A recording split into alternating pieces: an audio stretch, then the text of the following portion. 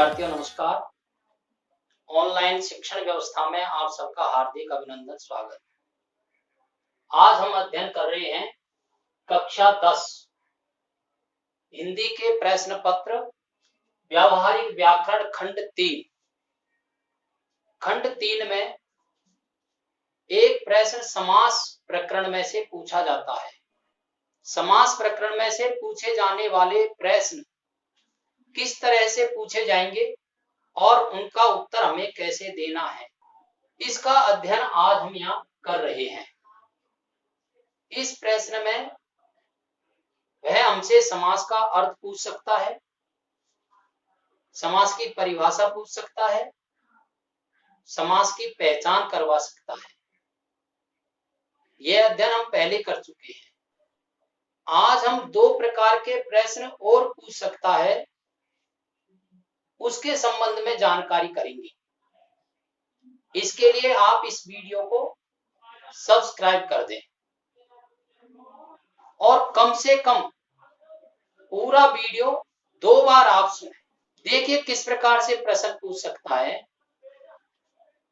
प्रश्न है यथाशक्ति पुरुष सिंह, नील गाय, अष्टाध्यायी, राधा कृष्ण, त्रिलोचन और आगे लिखा है रेखांकित पदों में प्रयुक्त समास का नाम बताते हुए कारण स्पष्ट कीजिए, विशेषताएं बताइए। इस प्रकार का एक प्रश्न यहाँ पूछा जा सकता है।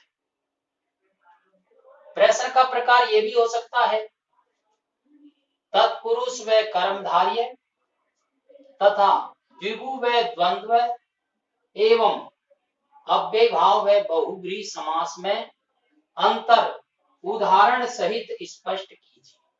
अब ये प्रश्न मैंने इस तरह से बनाए हैं कि इसमें सारे समास सम्मिलित है। आपसे परीक्षा में वो 1 या 2 समास के संबंध में पूछेगा। इन प्रश्नों के उत्तर हमें कैसे देने चाहिए? यदि इन प्रश्नों के उत्तर हम कहानी रूप में लिख करके देते हैं तो जांचकर्ता इतना पढ़ेगा भी नहीं और सहज उसको समझ में भी नहीं आएगा। इसलिए ऐसे प्रश्नों के उत्तर हमें तालिका बना करके देना चाहिए। यदि हम तालिका बना करके इनके उत्तर देंगे तो कम शब्दों में स्पष्ट रूप से हमारे उत्तर को हम लिख सकते हैं। देखिए कैसे बना सकते हैं। पहला उदाहरण है यथाशक्ति। तो हम तालिका बनाएंगे, हमें पद दिया गया है इसलिए आप यहां पद लिख दें, फिर इसका विग्रह कर दें। विग्रह करने के बाद समास का नाम लिख दें, समास का नाम, और नाम लिखने के बाद नीचे 2 पंक्तियों में स्पष्ट कर दें। विग्रह करना इसलिए जरूरी है क्योंकि हम जानते हैं किसी भी समास की यदि हमको पहचान करनी है या उस समास का नाम बताना है तो यह तभी संभव है जब हम उसका विग्रह करेंगे। क्योंकि कौन सा समास है यह इस बात पर निर्भर करता है कि आपने समास का विग्रह कैसे किया है। अब हमें पद दिया है यथाशक्ति, तो पद के नीचे आप यथाशक्ति लिख दीजिए। इसका यदि हम विग्रह करते हैं तो विग्रह होता है शक्ति के अनुसार। अब आप देख रहे हैं इस पद में प्रथम पद जो है वो यथा अव्यय पद है, उपसर्ग है। जैसे हमें ये ध्यान में आता है कि इसका प्रथम पद अव्यय है तो हमारा ध्यान चला जाता है कि जिस समास का एक पद अव्यय होता है तथा प्रथम पद प्रधान होता है वहां अव्ययी भाव समास होता है। तो हम समास का नाम लिख देंगे अव्ययी भाव समास। इस तरह से हम तालिका बना लेंगे। जांचकर्ता को आपका उत्तर स्पष्ट नजर आए और फिर यहाँ स्पष्टीकरण ऐसे लिखते हुए और इसको स्पष्ट कर देंगे। स्पष्ट कैसे करेंगे? उक्त पद में प्रथम पद अव्यय है तथा प्रथम पद प्रधान है, इसलिए इसमें अव्ययी भाव समास है। अर्थात जिस समास का एक पद अव्यय होता है तथा प्रथम पद प्रधान होता है उसे अव्ययी भाव समास कहते हैं। यह इसका स्पष्टीकरण भी हो गया और इस समास की विशेषता भी हो गई। हमारा प्रकरण यही है, समास और विशेषताएं। तो अव्ययी भाव समास की विशेषता क्या है? इसका एक पद अव्यय होता है और प्रथम पद इसका प्रधान होता है। इस प्रकार से जितने पद यहाँ दिए गए हैं, आपसे परीक्षा में वो एक या दो पद पूछता है, मैंने समझाने की दृष्टि से और ये सारे पद लिखे हैं। तो इन सब को इस तरह से हम सारणी या तालिका बना करके स्पष्ट कर सकते हैं। पुरुष सिंह, तो पद हो जाएगा हमारा पुरुष सिंह। इसका यदि हम विग्रह करेंगे, पुरुषों में सिंह, ये विग्रह हो जाएगा। में क्या है? कारक विभक्ति है, तो समास कौन सा हो जाएगा? तत्पुरुष समास। स्पष्ट कर देंगे, जिस समास में कारक विभक्तियों का लोप होता है वहां तत्पुरुष समास होता है, अतः इसमें तत्पुरुष समास है। ये इसका स्पष्टीकरण हो गया। विशेषता यदि पूछते हैं तो इसकी विशेषता लिख दो। इस समास के अंदर कारक विभक्तियों का लोप होता है और इस समास का दूसरा पद प्रधान होता है। नील गाय, नीली है गाय, तो इसका पहला पद विशेषण है, दूसरा पद विशेष है। उक्त पद में एक पद विशेषण व दूसरा पद विशेष है, अतः यहाँ कर्मधारय समास है। फिर लिख दो, अर्थात जिस समास का एक पद विशेषण व दूसरा पद विशेष्य होता है और दूसरा पद प्रधान होता है वह कर्मधारय समास होता है।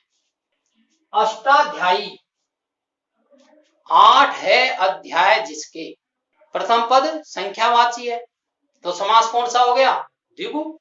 स्पष्ट कर देंगे, उक्त पद में एक पद संख्यावाची है इसलिए इसमें द्विगु समास है। अब आगे लिख देंगे, अर्थात जिस समास का एक पद संख्यावाची होता है वहां द्विगु समास होता है। इस तरह से हम तालिका बना करके इनके उत्तर लिख सकते हैं। विशेषताएं पूछेगा, स्पष्ट करवाएगा, ब्रह्म नहीं पढ़ना हमको, विशेषताएं पूछता है, स्पष्ट करवाता है, इसका अर्थ है हमको परिभाषा लिखनी है, क्योंकि उस समास की परिभाषा ही उसकी विशेषता है और उस समास की परिभाषा ही उसका स्पष्टीकरण है।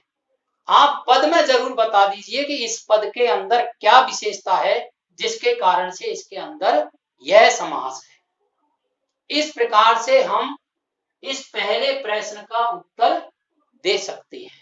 अब दूसरा पद देखिए, दूसरा प्रश्न देखिए, तत्पुरुष व कर्मधारय, द्विगु व द्वंद्व, अव्यय भाव व बहुब्रीहि समास में अंतर उदाहरण सहित स्पष्ट कीजिए।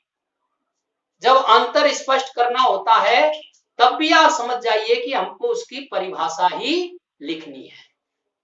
तो अब परिभाषा भी हम लिखने के लिए और तालिका का प्रयोग हमको करना चाहिए। यहां हमको प्रथम जो समास पूछा है वह लिख देंगे। तो पहला समास हमसे तत्पुरुष पूछा है, बीच में अंतर लिख देंगे और यहां इस तरह से पंक्ति खींच देंगे और इधर दूसरा समास जो हमसे पूछा गया है कर्मधारय, उसको लिख देंगे।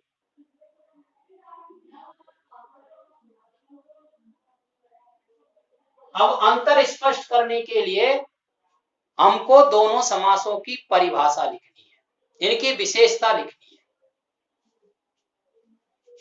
है। एक लिख देंगे यहां, तत्पुरुष समास, जिस समास में कारक विभक्तियों का लोप होता है तथा दूसरा पद प्रधान होता है, उसे तत्पुरुष समास कहते हैं। और एक उदाहरण लिख देंगे इसका, कर्मधारय समास, जिस समास का एक पद विशेषण व दूसरा पद विशेष्य होता है तथा दूसरा पद प्रधान होता है, उसे कर्मधारय समास कहते हैं। और इसका भी उदाहरण लिख देंगे। तत्पुरुष समास का उदाहरण तुलसी कृत, तुलसी द्वारा कृत, द्वारा यहां विभक्ति है। और कर्मधारय समास का उदाहरण है चरण कमल, चरणों की विशेषता है कि वो कमल के समान है।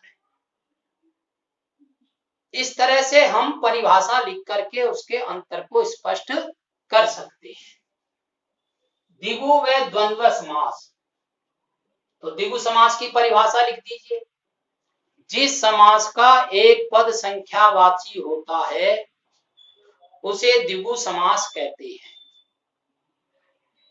और द्वंद्व समास, जिस समास के दोनों पदों के बीच में और शब्द का लोप होता है तथा दोनों पद प्रधान होते हैं, उसे द्वंद्व समास कहते हैं। उदाहरण लिख देंगे। द्विगु समास का उदाहरण है चौमासा, द्वंद्व समास का उदाहरण है दिन रात, दिन और रात। अव्ययी भाव है बहुब्रीहि समास, अव्ययी भाव समास की परिभाषा लिख, जिस समास का एक पद अव्यय होता है तथा प्रथम पद प्रधान होता है, उसे अव्ययी भाव समास कहते हैं।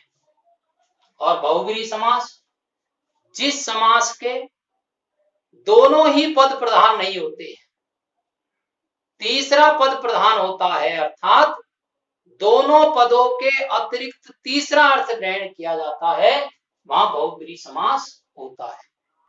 और फिर इनके उदाहरण लिख देंगे। अव्ययी भाव समास का उदाहरण है लाजवाब, ला उपसर्ग है यहां पर और उपसर्ग अव्यय पद होते हैं, क्रिया विशेषण भी अव्यय पद होते हैं। और नीरज, नीर प्लस जय, पानी में जन्म लेने वाले, मछली हो सकती है लेकिन अर्थ कमल ग्रहण किया जाता है, इसलिए इसमें बहुब्रीहि समास है। इस प्रकार से समासों की परिभाषा लिख करके हम उदाहरण दे करके उसके अंतर को स्पष्ट कर सकते हैं। एक बात और मैं आपको समझा देता हूं कि समास का कौन सा पद प्रधान होता है, यह याद रखने के लिए एक बहुत सरल तरीका है। अपने समास कितने हैं? अपने 6 समास है।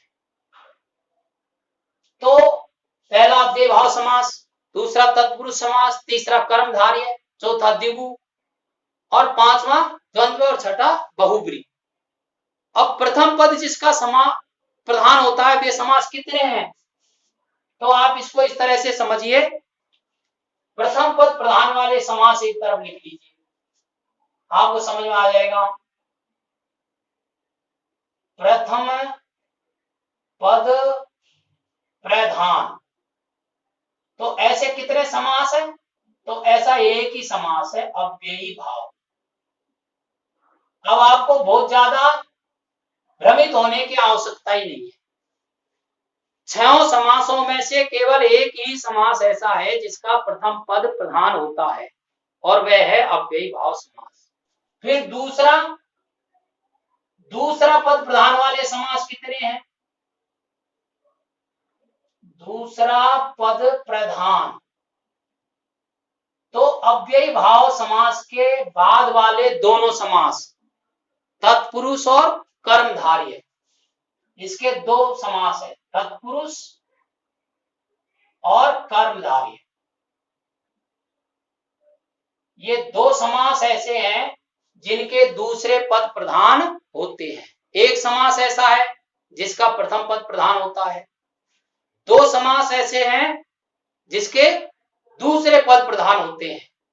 वो दो समास कौन कौन से हैं? तत्पुरुष और कर्मधारय। जिसके दोनों पद प्रधान होते हैं, तीसरी स्थिति ये बनती है, दोनों पद प्रधान होते हैं,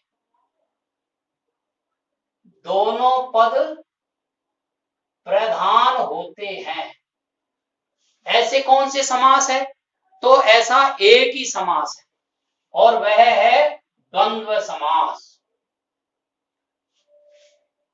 जिसके दोनों पद प्रधान होते हैं, ऐसे कितने समास है? केवल एक समास है। कौन सा समास? द्वंद्व समास। और चौथी स्थिति क्या बनती है? चौथी स्थिति बनती है जिसके दोनों ही पद प्रधान नहीं होते हैं। चौथी स्थिति ये बनती है, दोनों पद प्रधान नहीं होते हैं। ऐसा कौन सा समास है?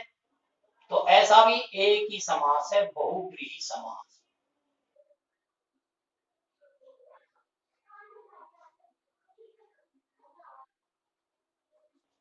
कितने समास हो गए? 5 हो गए। प्रथम पद प्रधान है, एक समास है अव्ययीभाव।